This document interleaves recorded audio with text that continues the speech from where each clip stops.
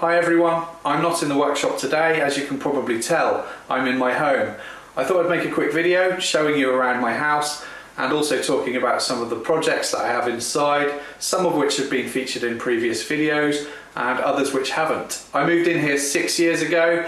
I think my girlfriend moved in 3 or 4 years ago, and this is the first house that I've ever owned. Previous to this, I was renting. I do feel a bit like I'm on MTV Cribs right now. So anyway, let's go. As you enter my house, you first come into my front porch, and this is where I built the shoe and coat rack. This was a project on my channel, and all of the shelving is oak veneered MDF with a solid oak trim, and I got all of this material salvaged from some reclaimed bookshelves. This area doesn't look as tidy now as it did when it was first put in. The top shelf has become a bit of a dumping ground for hats, bags, sunglasses, umbrellas, etc. So at some point I will probably make some boxes to go up here just to make it look a bit tidier. And considering only 2 of us live in this house, it's surprising how many coats we have. Next to the front porch is my cuckoo clock, and I didn't make this. Over in the corner of the living room, this is the large cat tree, and this project predates my YouTube channel. As you can tell, Dylan is quite fond of it. He used to sit on the second shelf, which I added some carpet to, but now he prefers this shelf down by the radiator. He's an old man now, he's about 12 years old, so he doesn't have the energy that he used to have. The base of the tree was made from old scaffold boards. I added some rope, hoping that Dylan might use this as a scratching post, but I don't think he's ever used it. And the upright piece is an old log that I found in the woods. I made these brackets to support the shelves, although the shelves are also attached to the log with some screws. And at the very top of the tree lives a robin. In front of the cat tree is the cat hexagon, and this was a project video on my channel. It's made of pallet wood, and Dylan has used the top of it as a bit of a scratching post, and I was kind of in 2 minds whether to tell him off for scratching it or not. It is his house after all. He did use the house quite a few times in the winter, but I suspect at the moment it's a bit too hot for him. Next to the hexagon cat house is my plywood end grain side table, and this was another project on my channel.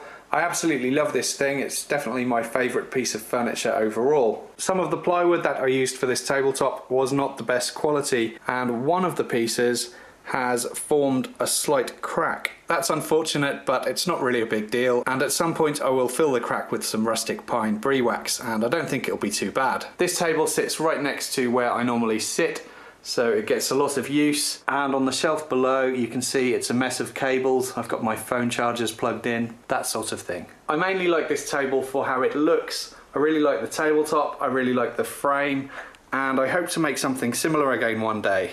On top of the table are my circular drinks coasters, and these were another project on my channel, and these things are holding up well, and I'm quite fond of these too.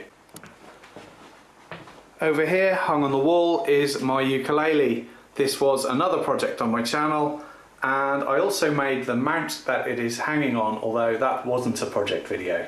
This hasn't had too much use, if I'm honest. It's mainly just decorative now, but it still works.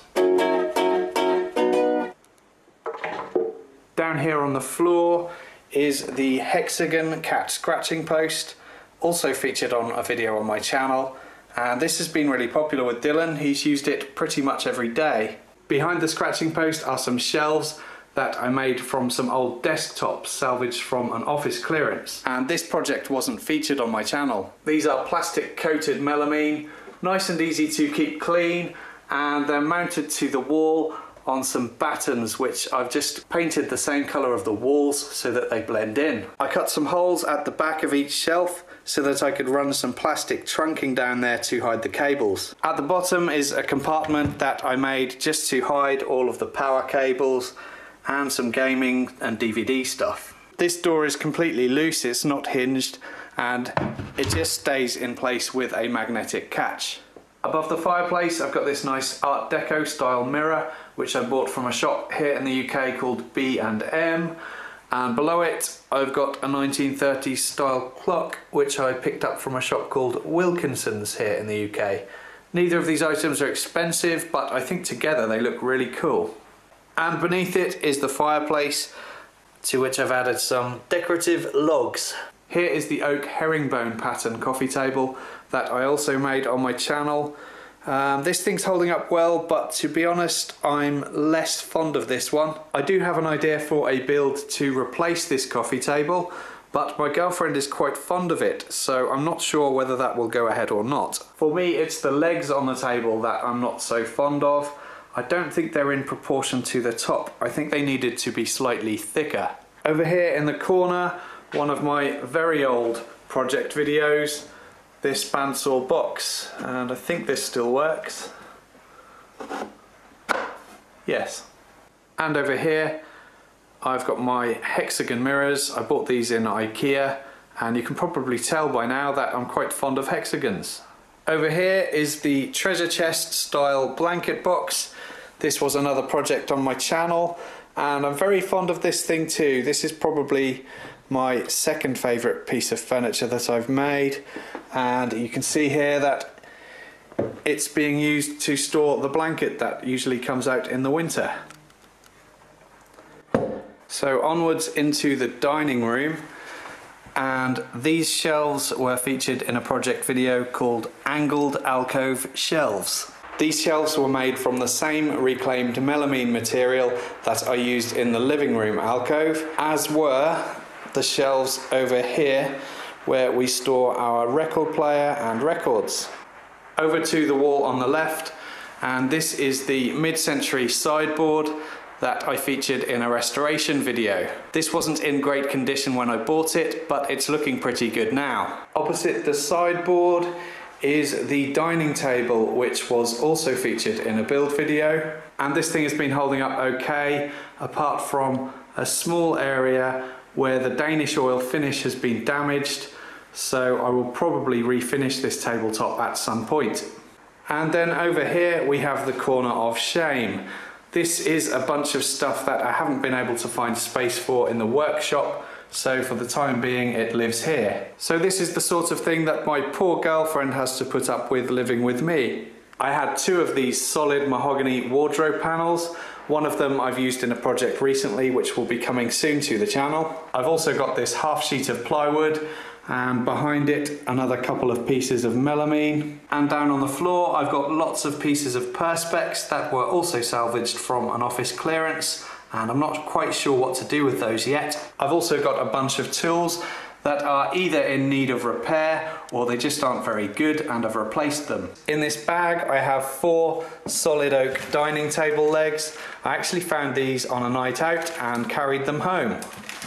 And over here is the drill that AEG sent to me to use in a video. I have used it in one video already, but I do hope to use it in another one just as soon as I have a project where I need to drill into some walls. In the longer term, I will probably sell this drill, and I will use the money to buy some tools that I actually need, because I just don't need as high a performance drill as this one is. Also in the dining room, hung on the wall, is my electric guitar build.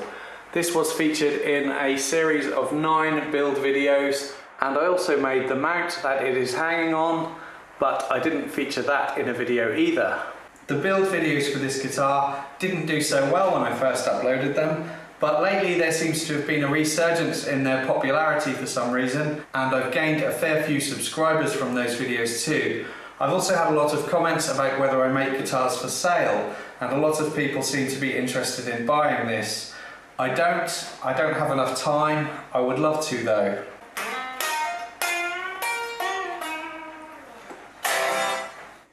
Now through to the kitchen, and I fitted this kitchen 2 years ago with the help of one of my friends who is a professional fitter, and we didn't do a project video on this one because we were in a bit of a hurry. We actually fitted the whole thing over the course of one weekend. And the kitchen looked very different 5 or 6 years ago when I first moved into this place. The kitchen units were supplied by a company here in the UK called Wren Kitchens, who were actually quite good up until the point when I paid them, but in terms of after-sales service, they were appalling and I wouldn't use them again. The worktops were not supplied by Wren Kitchens. We actually bought these from IKEA, and you can see here where the worktop joint is, which we did with one of those worktop jigs. We had a piece of worktop left over, so we decided to make a matching upper shelf, which is this part here, and there is also a join there. Once all of the cabinets were fitted over that weekend, I then started the job of tiling, which I did on my own. And I'm not the best tiler in the world, but I actually quite enjoyed doing it. Also in the kitchen is this rustic wine rack, which I made from some pallet wood in another project video, and it actually has some wine in it for once. And over here is the oak butcher's block, which I made in another project video using some offcuts. I also made this frame for this rather cool puff-in tea towel that I bought at a craft fair. This one wasn't featured in a project video. Next to the kitchen is this porch with the back door which leads to the garden where my workshop is.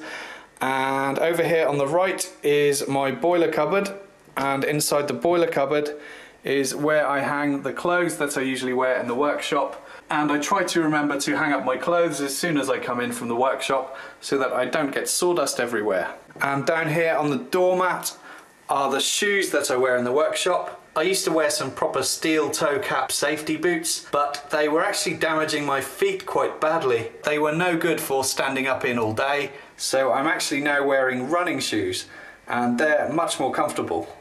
And through this door is our downstairs bathroom, and there's not really much of interest to point out in here. I did fit this shower screen though, which is hinged, and the seal on the bottom of the shower screen was useless, which meant that we kept getting a very wet floor. So I actually glued an L-shaped piece of plastic to the bathtub and siliconed it, and that solved the problem. Actually, thinking about it, I also made the bath panel, and this was just made from some tongue and groove pine, and it replaced an old plastic flimsy one. And the piece that runs along the bottom is actually a piece of skirting board. I think this bath panel predates my YouTube channel too, so this wasn't featured in a video.